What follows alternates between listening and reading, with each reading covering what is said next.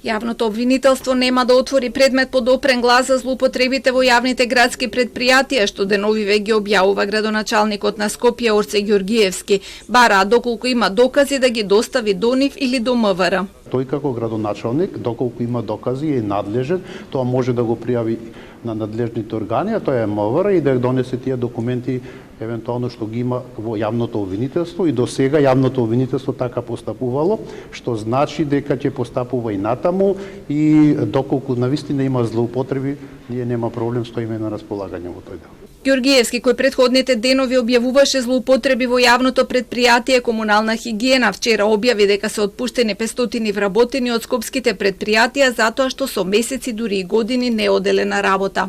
500 лица до денеска се отстранети од работа од предпријатијата во градот Скопје. Тоа се лица кои се платени од парите на скопјани, но не оделе на работа со месеци, дури и години. Тука нема да има толеранција, а ќе има и одговорност. На нашето барање за повеќе детали околу тоа каде и кога биле вработени тие лица, колкава плата земале, каков им бил работниот статус и на кој начин се избркани од работа, од кабинетот на градоначалникот одговорија дека злоупотребата е откриена преку системот за евиденција. Се работи за лица кои најмалку 3 последователни работни дена или вкупно 5 дена во текот на годината неоправдано не се појавиле на своите работни места. Согласно законот и внатрешните акти, секој вработен има обврска да се евидентира при доаѓање и заминување од работа.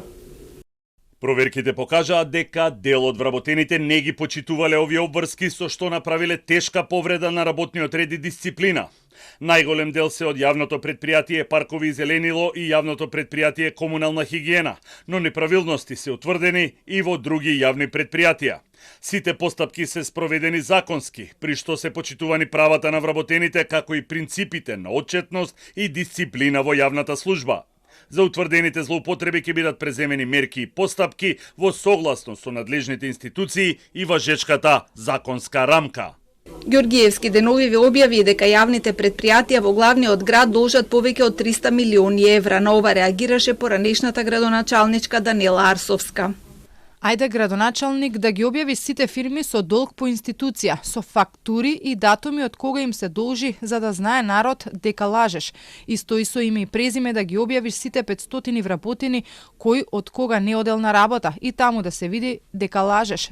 Арсовска побара и дебата со Ѓоргиевски, но од неговиот кабинет одговорија дека дебатата треба да се одржи со институциите кои го спроведуваат законот, а во моментов нивен приоритет е враќањето на функционалноста на градот и на јавните предпријатија.